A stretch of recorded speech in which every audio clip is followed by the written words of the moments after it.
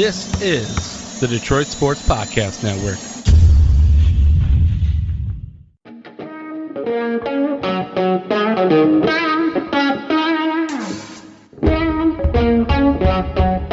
The biggest icon in podcasting.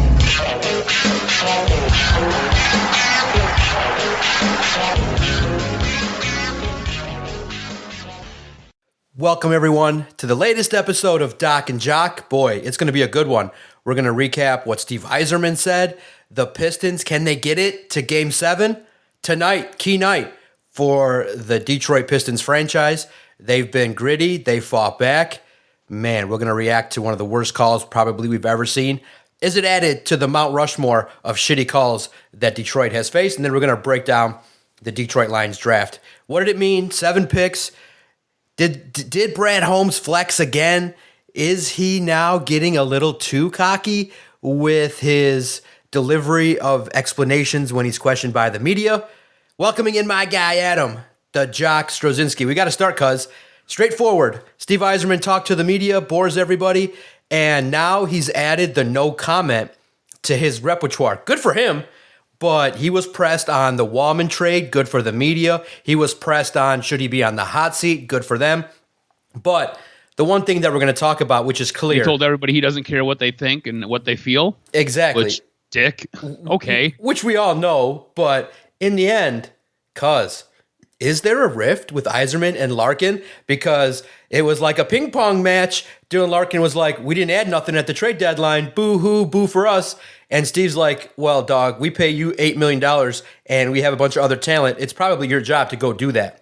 So it was like, oh, salvo. And then he's like, listen, if you want to go find Dylan and ask him what I said, go ahead. But that's not my spot to release that private conversation because I'm almost certain that conversation probably did not end up being as civil as many people think. What do you think? Look, here's the thing. And look, I'm no fan of Dylan Larkin. I do not buy into the hype of Dylan Larkin. I've said multiple times on this very show that on a Stanley Cup contending team, Dylan Larkin is probably your second line center at best.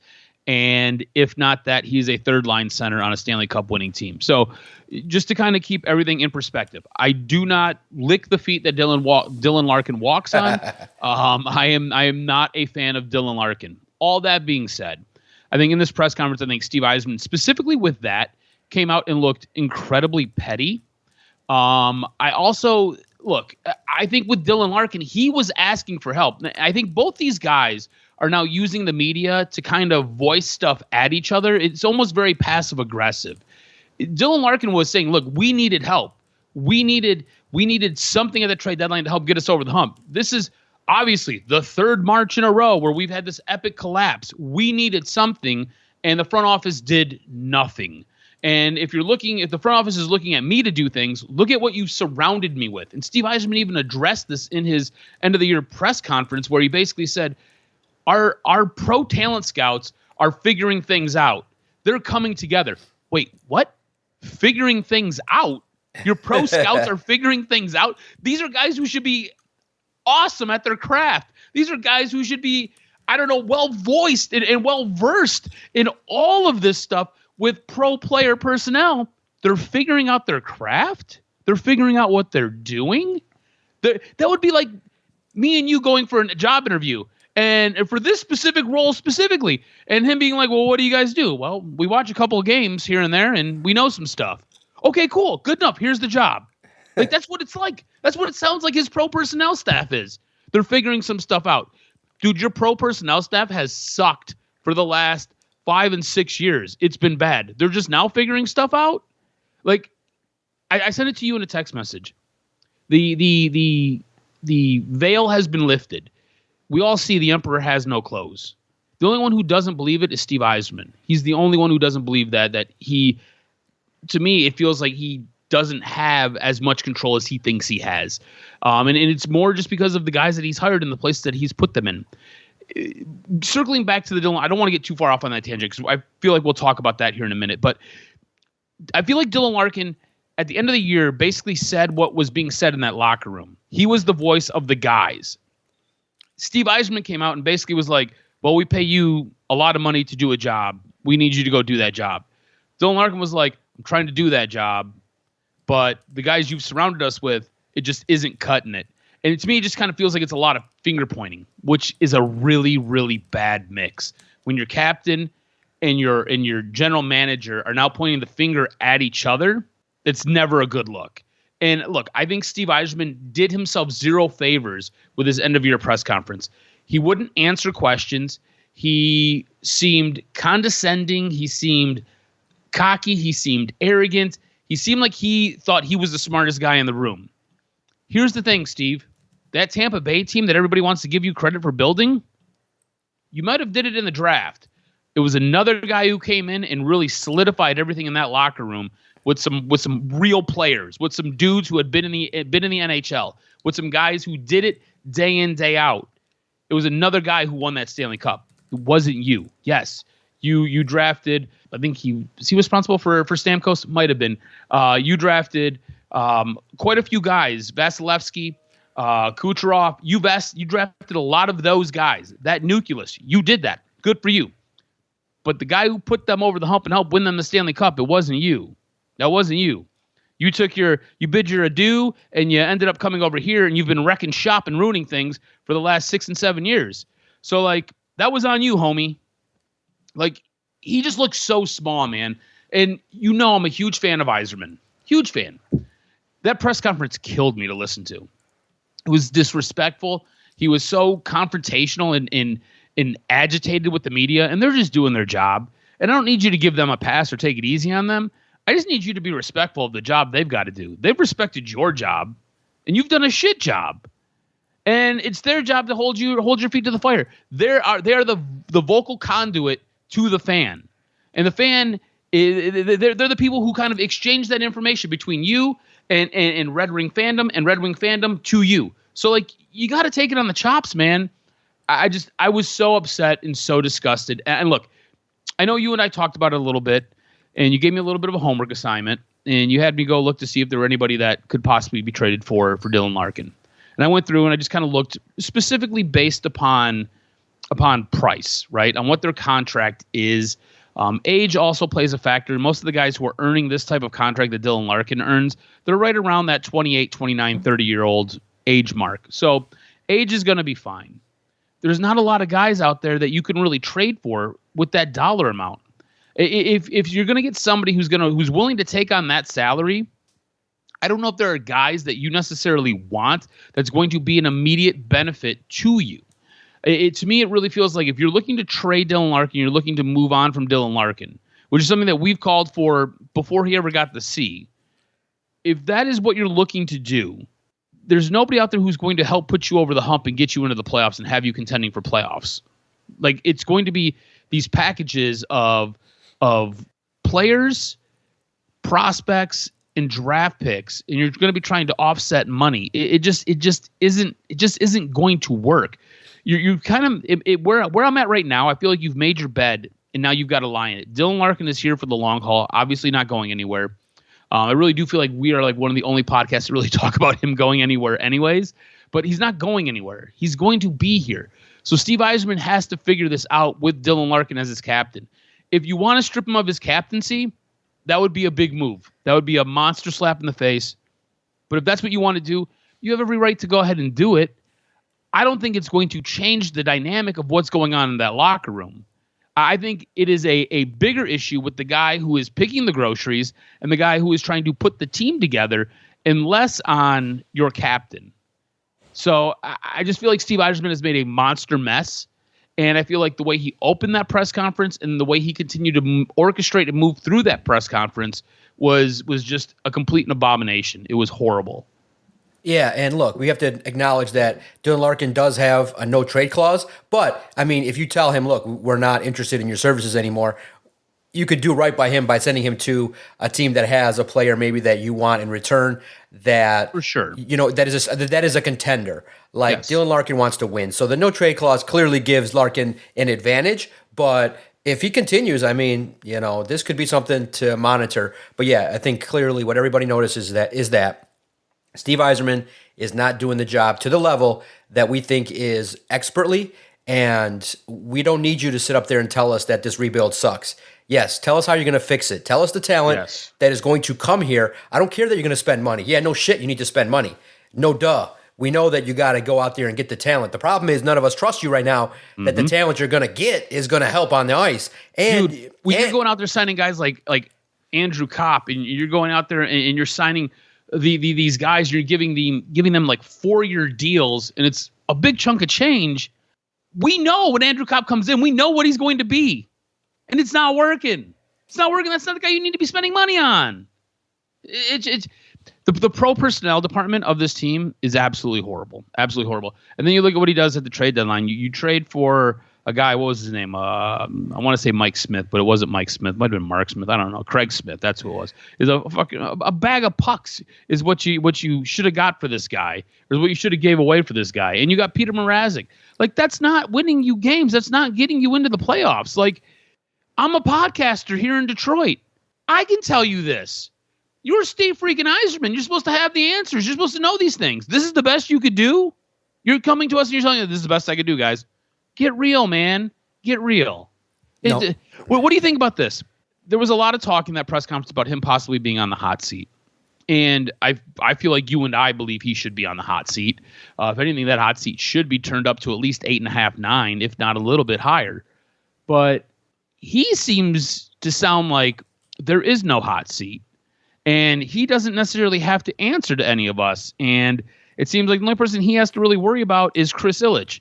And I've made my opinions felt on Chris Ilitch and kind of what I think he is as an owner.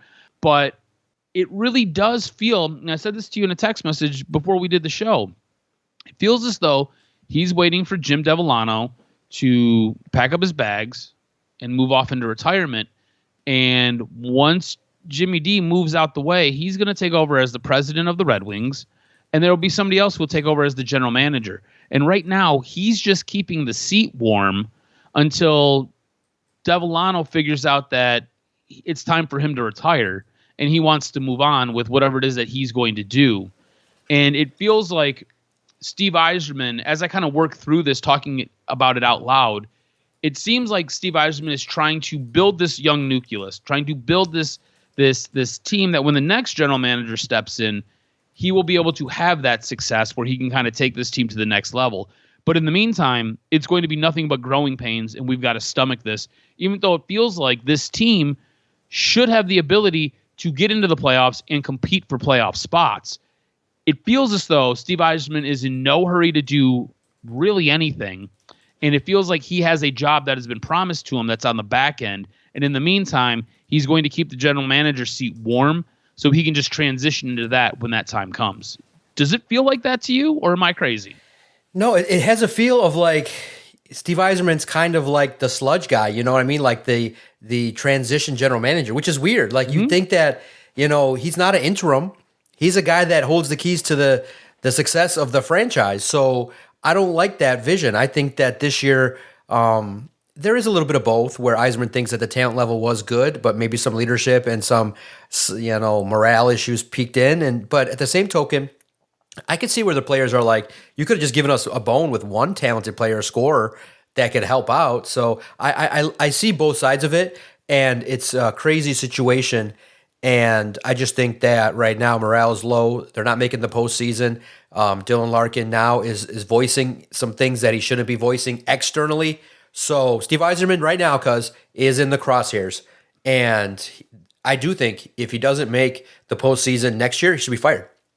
And the changes, but look, you got to give him credit for making the change. It may be too late, but Todd McClellan, I do think, will make some changes. I do think they're going to be a playoff team. But the biggest thing that is concerning is that people are saying Kosa's not ready. That's why I said maybe even think about a goalie. If you don't have a goalie, you don't have a team. And you don't have a goalie right now. So panic right now. Panic in Hockey Town. So we'll see how this progresses this summer. But yeah, the end of season pressers. Woo! Fireworks. Now, switching our attention to the Pistons, gritty team.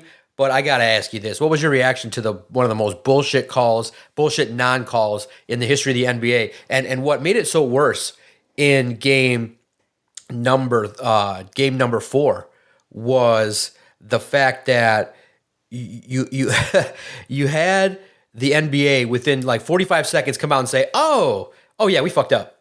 Bye." And it was like, okay, it was clear and blatant, but the argument from Knicks fans, and what was fun is the Detroit Sports Podcast caught the attention of Ben Stiller and his 5 million followers. So that was always fun. He's like, what? He's all like, I put a post in there saying the Knicks suck. And he's like, what? What are you saying? So it was fun. We're trolling Knicks fans, having a good time. Good series. Maybe a burgeoning rivalry. Love it all the way around. But come on. I don't care that they were calling it kind of light, which is good, but at the end, you do got to make the call. And here's what's the most, and I give you the floor. Here's what's the most, when I wrote in my notes to ask you, here's what's the most bullshit situation. It was in Detroit, at home. If you can't get the call at home as a franchise, like, that's disrespectful to Tim Hardaway, and he's got to hear people say, well, if he was Devin Booker, he'd get the call. Well, he's not Devin Booker. He was Tim Hardaway, and he pump faked and did exactly by the book what all NBA players do to draw a foul. It was a foul, and they didn't call it. Egregious. But thank goodness the Pistons are gritty, and the Garden is the Pistons' home because they own the Knicks this year. 4 wins at the Garden for the Detroit Pistons. Yeah, look, watching it take place live, I was frustrated. I was yelling. The wife had to calm me down. I was not happy. And you go back, you watch it in slow motion. Tim Hardaway Jr. did everything you're supposed to do. Did everything that you're trained to do basically by the time you hit high school. It was an egregious foul. Like, he should have been at the line with a chance to win the game with 3 shots. And the refs just packed up the whistles and walked away. They didn't even have I think the worst part about it was in Detroit, but they didn't even have a conversation about it. Like, they didn't even like huddle together and like put everybody back off the floor and just say, hey, what did you see? They didn't do any of that. It was just, nope, game's over. We're going home. And like, you could hear Bickerstaff just annihilating the referee. You could hear Cade getting upset. You could hear all these guys getting upset, tripping at the referees, and the refs just swallowed their whistle, put them in their pants, and walked away. And you were right. It wasn't even like 15 minutes later. There was this message from the league like, oh, yeah, we screwed that up. Sorry about that. What do you mean? This is like this right here. This game right here could really decide the entire series. The way I'm looking at it right now, I feel as though the Pistons should have won the series last night. I feel like the Pistons should have won this whole thing 4-1. You go back to game 1, they let that one get away. They lost the second game. Or they won the second game. You go to the third game, they lost that game. Okay, cool. So they're up 2-1. You go to that game, they should have been at the line to win it. They win that game. I feel like Hardaway makes at least 2 of those free throws, and you're moving on. So now you're up 3-1, and then you go to the, like you said, the Garden, and you end up winning that game. I feel like they should be moving on to the second round here. I feel like this is going to be a massive, massive talking point if the Pistons aren't able to push this to a game 7. Like I said, I feel as though at this moment in time, this team actually won 4 games out of the 5 that they've played. Now, obviously not the case. It's 3-2, but it was just malpractice by the officials. And the one thing I think you can take out of it, and the one good thing that you can sell to the Piston fan base and that you can sell to the Pistons themselves, that game could have really have wrecked shop and really have messed with their psyche, really could have messed with their energy. That game could have really have tripped them up when game 5 rolled around, and they could have dropped that game when they played in New York the other night. Instead, they're able to put it behind them. They're able to use it. They're able to grow. And I think that, again, goes to show you that J.V. Bickerstaff needs to be the coach of the year. To be able to take a young team, have that happen to them, have a win ripped out of their hands by the officials, be able to put it behind them and then come back and play and win a game on the road. Like, you can't understate any of that. And now to be in a chance to tie the series at home, and like you said, they found magic when they go to New York. It's take care of business when you come home for game 6, and then just go do what you have been doing when you play in New York and just get the W. At this moment in time, they have a chance to win this whole thing in a game 7. It's something that we talked about. We said, I think we both picked the Knicks to win it in 6 or 7 games, but they have a chance here to go and win this in game 7. And I said, when we're doing our predictions, I said, if it gets to a game 7, my 51 says New York, and it's just because of home court. Home court doesn't matter anymore. The Pistons have showed you that Madison Square Garden doesn't mean anything to them. If anything, they take it over. It's their home court. The Pistons get to game 7. I think they win in game 7. Do you see the Pistons winning game 6 and then forcing that game 7 and doing something what I feel would be magical? You would end, like I said, my estimation, you would have won 6 of 7 games in a 7-game series. It's kind of how I'm looking at it. Do you think they end up pushing this to game 7 and coming away with the win? Yeah, I think the league might like that. Prime time Pistons Knicks, game 7.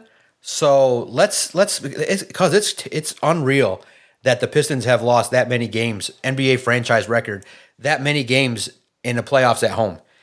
It stinks because the home crowd was so loyal, so into it. So I'm impressed that the Pistons were gritty and were able to come back. I do see game 7, but I still think, like we said, Knicks in 7. The league will not, the calls, because literally Tobias Harris got elbowed in the face, and I think he got called with a foul. So it's crazy the way the calls have been. It's been brutal. It makes it not fun. I've tweeted it many times that the league is weird. I get it that, these officials try to get sometimes involved, but look, if the Pistons are able to play a little bit more physical, here's the key. Asar Thompson's got to lock down Brunson. And if you can lock down, that was our key. Lock down Brunson, lock down Cat. You win the games. And they were able to do that in game 5. Great for them. It's a 3-2 series tonight. I hope, you and I hope that, and the whole city hopes they can win a game at LCA. And it's nice to hear Tom Gores kind of chirp a little bit and say, hey, called fairly. We got a chance. We're gritty. Good for you, Tom. And cause I invite you, I can't read it on this podcast, but go look at Tom Gores, his Twitter, as we're chit-chatting about the draft a little bit. Read one of the comments. It's going to stick out to you like a sore thumb. It's so funny, but apropos of what people think of him, it's classic. It sticks out like a sore thumb. Might even be the first comment that someone shot out there. Let's just say somebody wants to invite themselves to hang out with Mr. Gore and do some activities. And it was hilarious. So it's one of those situations in which this Pistons team, gritty, getting some experience, and this can only bode well for the future. Mr. Trajan Langdon, support these guys with another shooter, another star, so that this team can get to the next level. This could be an Eastern Conference contender. This could be the start of something very, very special. Because the draft just happened. At the end of the podcast, we're going to talk about the Tigers and their kind of unfortunate series loss to the Astros, but it's okay. Still, well above 500 and a team that's playing well, getting some contributions. But the draft happened, and I want to get your sense because I talked about it already a lot. But my fair assessment is that the 3rd round pick, Isaac Tesla, will be the guy that people focus on because you traded 3. Not 1, not 2, but 3 picks to land. And I pointed out on our Twitter page at Detroit Podcast that you took a swing on Broderick Martin. That didn't go well. Tesla now has to hit because you're puffing your chest out that, hey, we do all the homework. We read all the books. We're the president, owner, founder of the book clubs. And if we are the guys that know how to evaluate, your 23 draft is not... your 2024 draft is not being reviewed all that favorably right now. So your 2025 draft has to set the tone. I love the linemen. I think Tate Ratledge and Miles Frazier will be great additions. I do think that the draft was professional, but there were some swings and risks that the Lions took. And the first and foremost I want to get your sense on is they did address the edge, but in the 6th round, which I said in my mock draft, I had a feeling that they knew the draft was deeper, that they may wait until the 6th round. I had somebody else, but I knew that they were going to wait. Was that the right call? What do you think of this draft? As the draft unfolded, I think you probably liked the first pick, but as the draft unfolded on day 2, what'd you think of this draft, cuz? I'm curious. As this draft has continued to sit and marinate in my brainstem, I've grown to despise it. I've grown to dislike it more and more and more. And it's something we're going to talk about a little bit later on with Brad Holmes, and it's just kind of what he did in this draft. It was how he chose to go about business in this draft. Look, I don't have a problem with Tyreek Williams. I think he'll be fine. I don't have a problem with them drafting a guard in the second round. It's fine. I probably would have done things a little bit different. I feel like there was a lot of depth for guard, and you could have probably got really good. You could have probably picked up somebody really, really good a little bit later on, and you might not have even had to have traded up. And you were willing to trade up, so you probably could have got somebody who you maybe thought was a little bit better by trading up.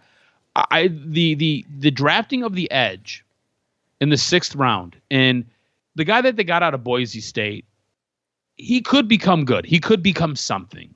But to sit there and give up a ton of draft capital that you have for next year and give up draft capital that you could have used this year to go get a wide receiver in the 3rd round when there were guys out there that you could have picked up that would have made this defense instantly better, especially when you have a hole across from Aiden Hutchinson, because don't try to sell me Marcus Davenport. Marcus Davenport has a real hard time getting through a regular season. Last year, he had a real hard time getting through 3 games. Don't try to sell me that you've got Almondine Mohammed. The guy sounds like he's a green bean Mediterranean dish. Don't try to sell me that guy is some great shake. Don't try to sell me that Josh Paschal, a guy that you selected in the 2nd round, the guy that has turned out to become a bit of a bust that you went out and you re-signed for $5 million more. Don't try to sell me that guy is going to make a dramatic impact, because the previous 4 years that he's been here, he hasn't done shit. Don't try to sell me that you've got enough here with what you've already got going on, and that we shouldn't want something else to help Aiden Hutchinson out. Mind you, he's coming off of a broken leg. Instead, you feel the need to go out there and, I'm going to call it what it is. It was a reach to go out and grab a wide receiver at 70 and give up a ton of draft capital last year, or for next year, and some of the draft capital from this year. To me, that didn't make any sense. To me, that was kind of the stinky diaper in the mix. To be honest with you, you gave up that 4th round pick, and I thought there was something there of value. You could have got something there of value. I don't know, like a guy like Jack Sawyer was there. That was a guy who I was screaming about after the Michigan game. I said to my buddy Scott, I said, if they can get him in the 2nd round, that's the guy I want. That's the dude I want in the 2nd round if he's available. I felt like he was going to be a 1st round pick. Obviously, it didn't happen. Became a 4th round pick. Like Brad will tell you, they know more than we know. But I feel like you could have addressed your edge position there as well. You could have went back to back with your edge positions there if you wanted to. Double down. Get your guy Aiden some help. Quit sitting there talking about how he's an elite defensive end. You know what else makes guys more elite defensive ends? If they have help on the other side. That way they're not dealing with double teams all the time, dealing with triple teams all the time. Instead, you go and you reach on a wide receiver. And then when I look at the depth chart, okay, we've got Amon-Ra St. Brown. He's our number 1. We've got J-Mo. Might be here for, he's going to be here for another 2 years. Okay, he's your number 2. You got Tim Patrick. Look, the more and more comfortable he got in this offense, the more and more he showed out. Tim Patrick looks like he's got a second breath of life here. So if I'm just looking at everything as far as roster goes, this guy might be your 4th wide receiver. In the 3rd round, you're going to go out and you're going to grab a 4th wide receiver? A 4th wide receiver. We need another defensive end. We could always use cornerback help. We could use a linebacker. I don't care if you double down on defensive tackle or you go get an offensive tackle. You're going to go for a fourth wide receiver, and you're going to give up multiple 3rd round picks for next year's draft. You're going to give up this year's 4th round pick. But what if they got, because people have brought up, what if they got a bigger, stronger faster version of Puka Nacua or Cooper Kupp, because people are saying, look, Brad was part of the team that drafted Puka, that was fantastic, that evaluated fantastic. Cooper Kupp and guys that were pretty solid. John, fantastic. You know what? If you felt that highly about this guy, right? Take care of what you've got to take care of first. And then if you've got to give up the rest of your draft to go get him, go get him. I don't care. But there were other needs that had to get and taken care of. And look, I understand it's best player available. Yeah. I don't think this guy is the best player available. Right, at that time. Yep. Correct. That's fair. And that's the problem. Yeah, exactly. Is that they found a guy, and the attitude was they found a guy that they liked, and he was they a guy. fell in love with a guy. And this is the problem with this whole organization right now as I see it. You've got a general manager who loves his players, loves his guys. Josh Pascal should not have been brought back to this team. He's done nothing in 4 years. Brad Holmes loves him, though, and says, hey, I'm going to give you another kick at the can. Here's a 1-year deal. Show me something. Broderick Martin has given you nothing. Nothing. This is another guy that you moved around in the draft to go get. And this guy should be selling car insurance. He's done nothing. Absolutely nothing. Kobe Sorsdahl. He flashed, but he's giving you nothing over the course of the last couple of years. James Houston was another guy you reached on and took a chance on. James Mitchell, another guy you reached on, took a chance on. These guys have given you nothing. Nothing. I know those guys came back a little bit later in the draft, but if you want me to give you credit for the stuff that you do late in the draft, you also got to take the blows when I sit there and I body you with the awful picks that you've made as well. Everybody wants to talk about Brad Holmes cooking. Brad Holmes cooks. You don't get credit for picking a guy like Aiden Hutchinson. He was number one. He was the best defensive edge in that draft. You don't get credit for that. You and I could have made that pick.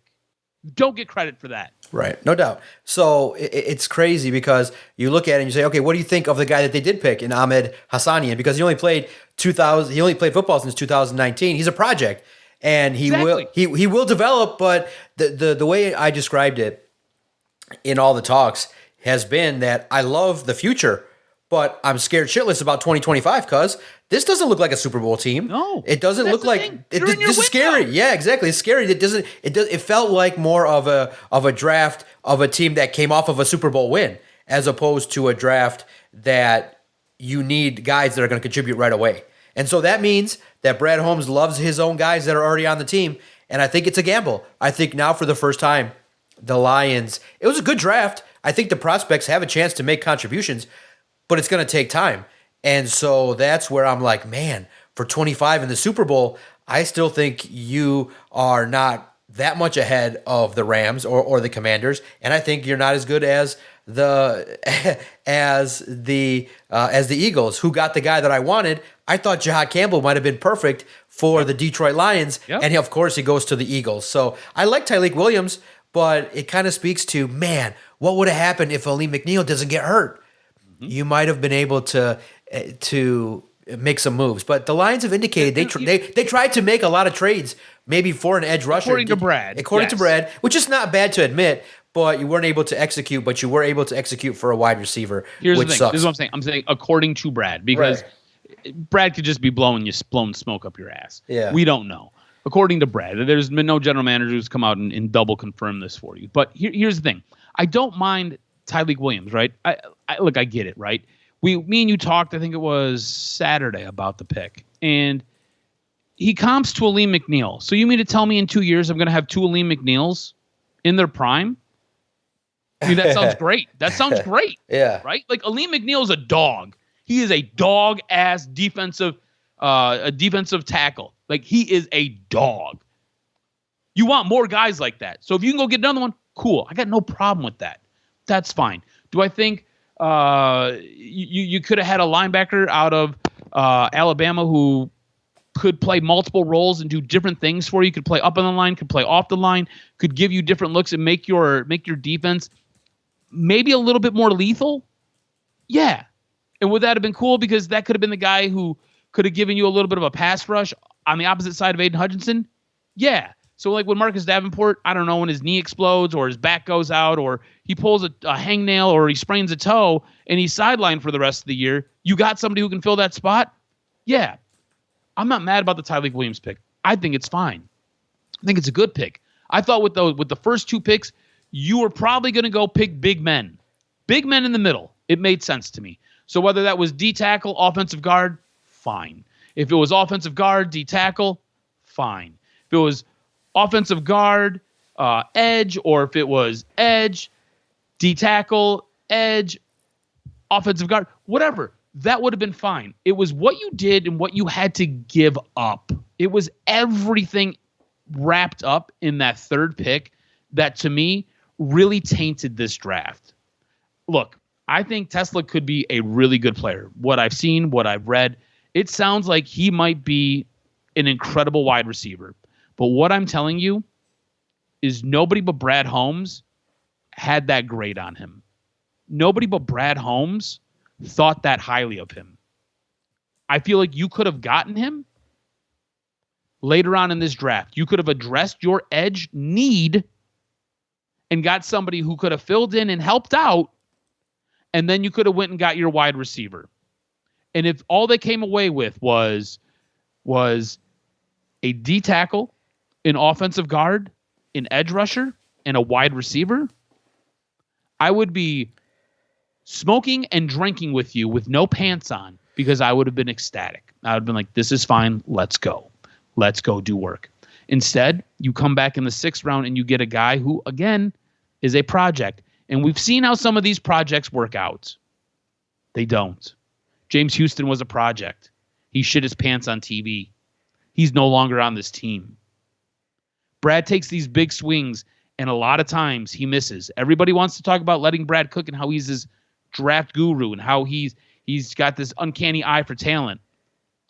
Just as good as he is, he still misses. And he misses quite a bit. And he misses in some of the most important positions for your team. The thing is, he's helped facilitate such a great culture, and you've got a head coach who can pull every last little bit out of these guys, that you have a Super Bowl window that you are living in, and you have been living in it for 2 years now. You're starting to die in it. You need to figure out a way to get guys up front who can get home to quarterbacks, because Jalen Daniels is still picking you apart. Oops, there he goes again. There's another touchdown. If you look at what happened with the Eagles, like, I love what Howie Roseman does. What the Eagles do is what I wish Brad Holmes would do. You can never have enough big guys who can get to the quarterback on your team. It's like the old Giants theory of putting teams together. Tom Brady used to pick people apart. You know what the Giants did? They loaded up their defensive front. They would roll 6-7 guys on their defensive line. You just keep rolling them. You keep them fresh. All you're doing is pressuring the quarterback and hitting him. You hit the quarterback enough times, he gets gun shy. He gets scared. You want to know how I know this? Go look at David Carr. David Carr was never the same after his rookie year. He got hit so many damn times in the head because he had a shit offensive line. You know what makes your offensive line look like shit? Having D tackles and having edge rushers that can get there and being able to blitz. And oh yeah, not blitzing more than anybody else in the NFL. Because you know what that does? That makes your draft picks from this past year look like complete ass. Terrion Arnold does not look good. Ernest Rayshaw gave you nothing this year. It doesn't make those guys look any better. But you know what does? Pressure up front. When they don't got to sit there and stick on a wide receiver for 5 to 7 seconds. When they only got to hang with them for 3. All of a sudden, they look amazing. Look like freaking Sauce Gardner out there. It is frustrating. And screw it. We'll just kind of skip to the bottom of the rundown here. This is what bothers me about Brad Holmes. Because Brad Holmes and Steve Eisman, I feel like, are the same exact guy. They're the guys who get high on their own supply. Both these guys want to continue to build these teams by building through the draft, which I think we're okay with. All right? That's fine. Makes sense. The thing is, you have to offset stuff if you want to get someplace further. You see what happens when you're building through the drafts. Now, both these sports are completely different with the way you have to build. When you build through the draft in the NHL, it takes a long time. When you build through the draft in the NFL, it should be pretty immediate, and you should be off balancing some of this immediacy with some project guys at the very back end, which is what it seems like they're trying to do. The thing is, you need to add guys who can help guys that you have on your team right now, and you need to add guys who can make a monster impact. And what Brad Holmes wants to tell you is, I'm the smartest guy in the room. I know everything. I've read all the books. I've read all the pages of all the books. I know all this stuff. I've been watching every play of every one of these players for the last 2 years. Great, Brad. Great. You know what? We've got this thing. It's called the internet. We've got a YouTube machine.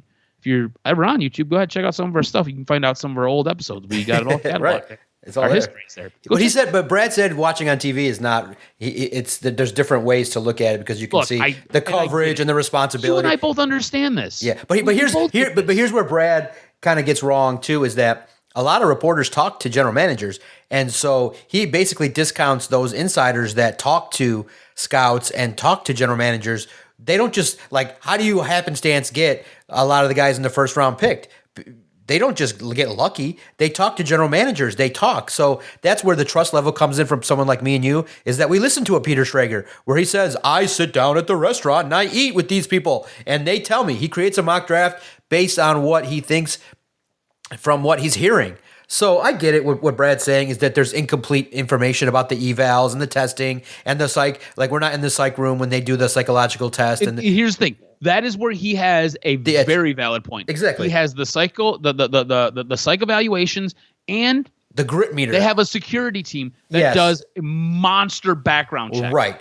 But I get all of that. So I'll ask you this. That is the thing where you totally have the leg up on the rest of everybody, whether it's a guy doing a mock draft or a guy like you and me. I'll ask you this. Who would you have wanted? I wanted Jihad Campbell. I would have wanted an edge rusher, maybe Mike Green. James Pierce was not available. He was taken. I don't think you would have maybe made a move up for one of those guys with trouble, but I understand. Maybe you could have taken Landon Jackson from Arkansas, but people say that he might not have been a scheme fit. But I would have taken a chance maybe on an edge rusher a little bit sooner. That's a little bit more polished at that spot in the third round. But I'm okay with where things shook out. 6th, 7th round, the 7th rounders, those are special teamers. You don't really worry about that. The two key picks are going to be Tesla and Ahmad Hassanian. Those two will determine a lot from this draft because you did some things to address a spot that you needed with an edge rusher, but in the 6th round, and you took a swing on a wideout that's not going to project to do much in this year.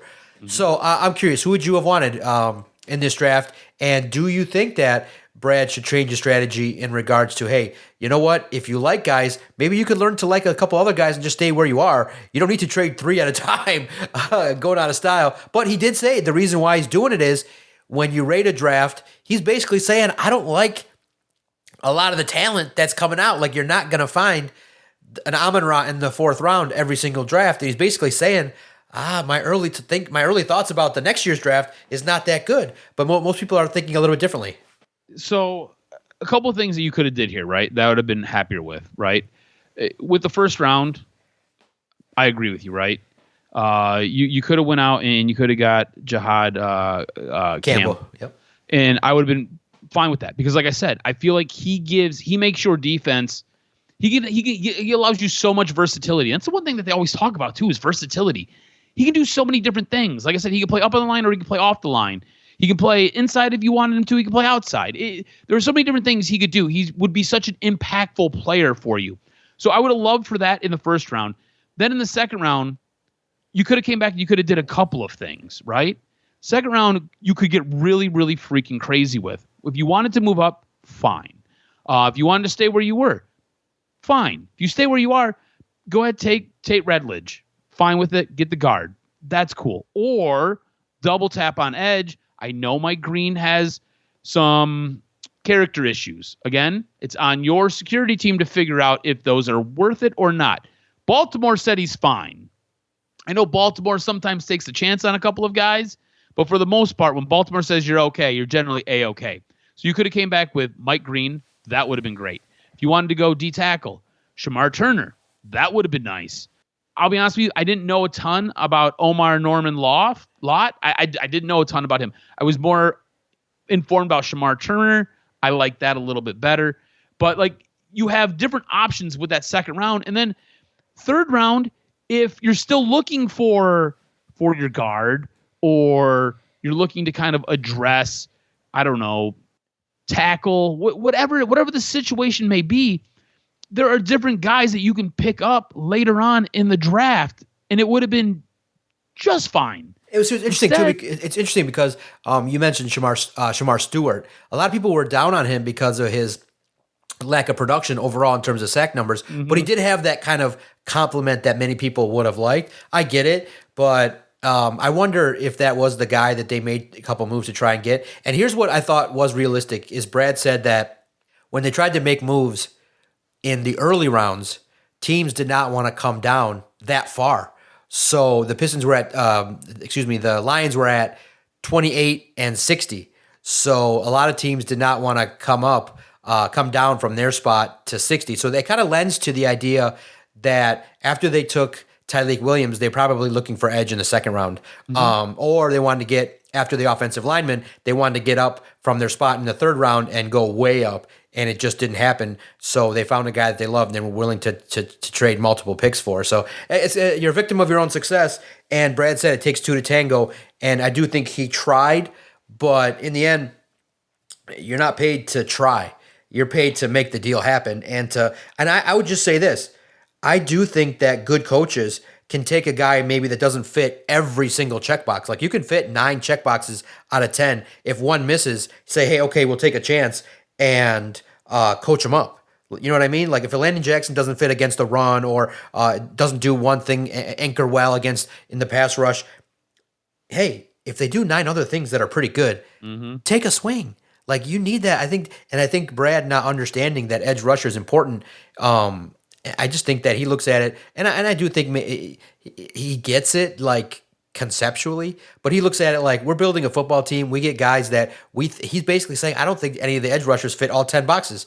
And you and I are like, well, damn it, take one that fits 9, but you can coach up to fix the 10th problem. Bro, if you can get a guy who can just set a reliable edge, take him. You know why? Yeah. Because that helps Aiden Hutchinson. Yeah. If you can get a guy who can get to the quarterback, get him, because that helps Aiden Hutchinson in the D tackles. Yeah. Like, but they tried with James. You don't need a guy who's got to be multifaceted. You can have a specialist. Yeah, but they also tried with James Houston, who was a specialist, and they were like, he can't do much else.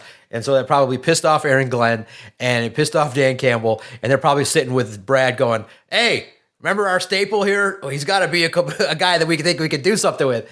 And so he's like, okay, guys, okay, got it. So it's kind of funny to look at. It's not that easy. It's not that easy as us saying it, but you're right. I do think that the guy that they got, Ahmad Hassanian, is going to be good, but I still think you need more. You're now basically forced with this fan base. You have to go get Zadarius Smith back. You have to get him. You have to, because this fan base still, after that draft, go, okay, you got a good player, but the reason why, and I guess to answer Brad's question, why is it a big deal? Because first and foremost, it's a compliment. And that's how I was one of the first people to intro this. At the Combine, I wish they gave you a microphone so you could blast your voice loud. I said to Brad, one of the first questions when we went down the edge rusher role, I said, because in large part, you've done a great job building this roster. Safety's good, linebackers good. We like your defensive line. We like your offensive line for the most part. We like your running backs. We sort of like your quarterback. We like everything. Because of how you built this roster, most people think you are one position away. That is weak. One position. We think we look at it and we go, it's a compliment, Brad. It's a compliment. You've built this team well, but you're a big piece short. And you trade up for guys that are skill positions, but you're not as aggressive for the one position that we think from the Super Bowl could help you win the most, which was when we see the Commanders and the Rams and the Bears, we see quarterbacks that can hurt your ass. We've seen games where mobile quarterbacks have burned the shit out of your defense. So we want the edge rusher position to be shored up. Problem is on Brad's side, he's like, bro, I just gave Kirby Joseph 21 and a half. I got to break off Sam 21 and a half. I got to break off Aiden 45. And you know what? And here's the problem with that. He can't say that. Back to what we just talked about. Yeah. Falling in love with your own guys. You should have. You don't have to pay your safety that much money. Exactly. You could have did the 5th-year option. You could have did the franchise tag. You got a franchise tag, so you got him for at least another 2 years if you really wanted to. Exactly. You might have tools. Use your tool belt, bro. Yes. And also, it doesn't mean paying the bill. Sometimes you gotta kind of use a coupon, and the franchise tag is a coupon. And sometimes you gotta do it. But see, here's the thing: because he extended Kirby, his contract is spread out over like 4 years, but he's using these option years to kind of make the cap hit down. If you look at it, I know. I looked at the contract. Yeah, the way he's got the contract set up. Yes. It is pretty remarkable. Yes, But so they at are the same point. They are it's just like they are finagling it. But yes, it's not that hard to figure out why the Lions and the fans are clamoring for an edge. The Eagles just won a Super Bowl destroying the quarterback. We want that. So I don't know why nobody just said, well, because the second I take a breath, another question gets fired off. Because when Brad asks people like Jim or me or somebody, he goes, well, we have a great edge rusher. Well, we just saw another team dominate, and I want that. I want you, Brad, to copy the Eagles. That's what I want. The whole thing, too, that's is, it. right? Like, there's just the arrogance. Like, well, how many teams do you feel have an elite edge rusher? One, the Super Bowl champ. Yeah, I mean, like, that's all we care about. There's not a ton of those guys to go around, but the problem is there's usually a guy to compliment. You look up and down this roster, who's complimenting Aiden Hutchinson? Marcus Davenport, Adam. No, he's not going to be helpful. I want to bet you $500. Would you say that to him? He'll tell you, Adam, you don't believe in Marcus Davenport, who prior to the last 2 years had a bunch of sack totals and is a big monster that can set the edge. You don't believe that he can do something, Brad? Adam? I don't believe that he'll stay healthy for the rest. For the entire season. Why are you so pessimistic, because he Adam? hasn't shown the ability to stay healthy for the Right. entire season. I don't understand. You don't believe in our strength and conditioning staff? Do you know that? Do you know the hours that they put in? Do you know how many hours they clocked in, Adam? Do you know how much time that they spent trying to rub up on Marcus Davenport to get his elbow fixed? Adam, do you know this? Do you know? You know, if I was talking to him, I'd be like, Brad, you know, I don't care. What I seen on the field, was I seen Marcus Davenport fall over and die like he was shot by a sniper. Adam, you'll be like Brad for the rest of the year. Brad, and then I seen Aiden Hutchinson's leg explode on the field. Adam would be like, you know what? He didn't play for the rest of the year. Adam would be like, I seen Lee McNeil's knee just explode. And guess what? He didn't play for the rest of the year. Adam would be like, injuries happen. Adam would be like, listen, I'm gonna need you to get some overtime money for your strength staff because they're gonna need it for Marcus Davenport and all the time he's gonna be sitting in the training room. So all the times in the hot tub. Yeah, exactly. So or the ice tub or whatever friggin' tub he wants to go sit in.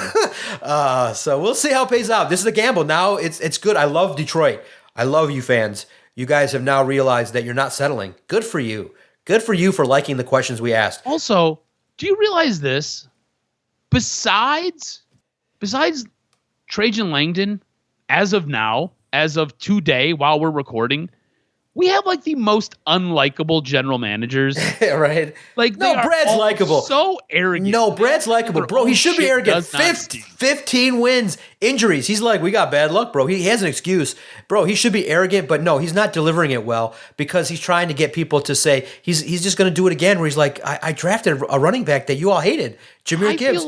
I feel like what he does is he's like, what do the fans really, really want or don't want me to do? I'm going to do exactly that. Yeah, exactly. I'm going to do whatever they want. I'm going to do the opposite. Whatever they don't want, let's go down that road. Yeah, no. I look at it like Brad is trying to get people to understand that we don't care about, we're not going to bend on the standards. We like these guys. We like these 7 guys and maybe not much else. And when we like these guys, we draft them because he said not everybody can be. So the one thing that we can say now is, the Lions are very stringent in their requirements to get drafted.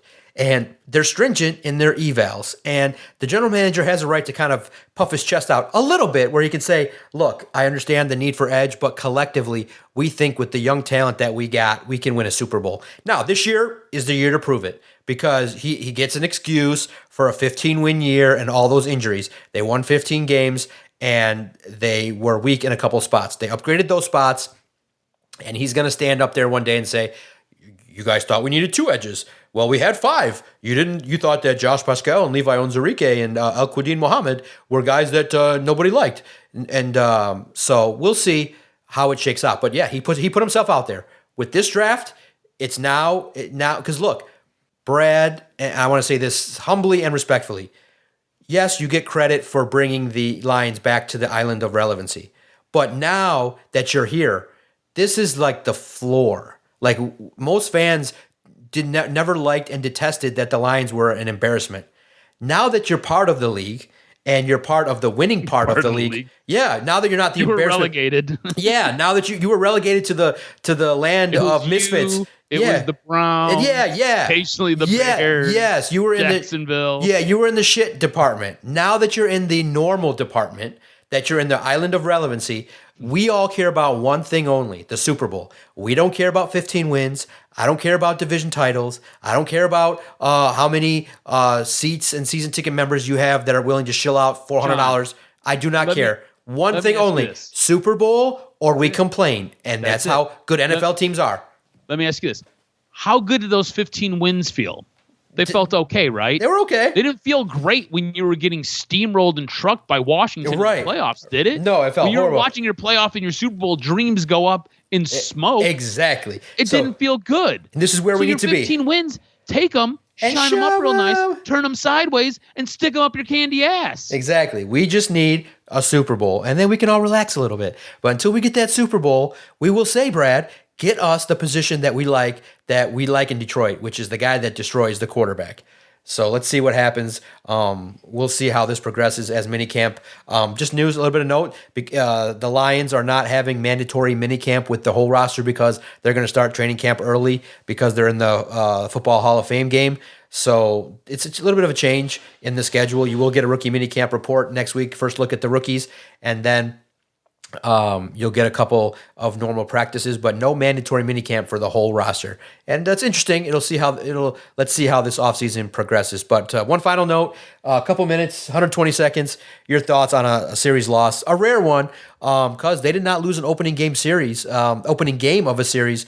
They lost to the Astros. The first game of that series was the first time they lost game one of an opening series since the Dodgers, which was crazy. The Tigers have been tone setters, but the Astros kind of exposed a little bit of warts in the pitching staff and some hitters that are struggling. But hey, you look at it and you say it's still, at the time of this recording, an 18-12 team. They have a chance to win the series finale against the Astros. But it's a good baseball team that is getting some contributions from some unlikely sources. And it's good to see Riley Green pick up the pace a little bit. And Javi Baez, hey, if you can just kind of maintain this, we'll take it. Yeah, for sure. And look, I think it's pretty remarkable. A team coming from what they had to do last year to get into the playoffs and then making some noise in the playoffs to then doing what they've done this year and doing it while you're pretty banged up early in a season. We used to talk about all the time it has to get warm for these guys and for their bats to wake up. Not the case. I think it's been really remarkable and pretty impressive to see what they have done, and it's been interesting. The funny thing is, generally when we put our rundowns together, I'll usually start doing some of my homework on early Monday morning. And I sat down and did a quick math calculation, and I had the Tigers possibly winning 104, 105 games this year. And that was kind of where I was going with my Tiger question that I was initially going to set out there for us. And it was just going to be like, hey, do you think the Tigers can feasibly win over 100 games this year? And then the series kind of got underway and other things kind of took place. We had a couple of other things happen with the Pistons. So that kind of got moved off of the rundown sheet. But I think it's absolutely crazy to look at how this team has conducted itself and orchestrated itself, and to think that it's only lost one series up into this Houston series, and that was the opening week series against the Dodgers, which if you're going to play the Dodgers, you're going to be seeing them in the World Series, which is absolutely incredible. So kudos to the Detroit Tigers and what they have been able to do. It's been absolutely fantastic. And you're getting production from a lot of sources that early in the year we did not think was going to happen. And I think that has been probably the most awesome and fascinating thing to watch, is just what they've been able to do and how they've been able to do it. No doubt. Make sure you follow Adam on Twitter at AdamRSTROZ. Follow the network at Detroit Podcast. My goodness, lots to get to. Good week. Everything in the world of sports in Detroit. It's coming up pretty good, except for the Red Wings. Pistons in the playoffs. Tigers looking like a playoff team. Lions trying to see where the young cats fit that are new on a roster that's looking to be healthy. So it's going to be very interesting and intriguing as the spring and the summer approach for the Lions and what happens with the Detroit Tigers. Make sure you like and subscribe. Tell one person, hey, there's these guys podcasting that love Detroit sports, having fun, and having a lot of fun talking about the world of Detroit sports. And now 3 of the 4 teams have made their way back. Enjoy the nice weather. It's picking up, even though it's a little bit chilly at night. Enjoy the sun. It's great times in Detroit, and I can't wait for next week when we fire it up again on the next episode of Doc and Jock. You fucking podcasters. I said don't let them in here.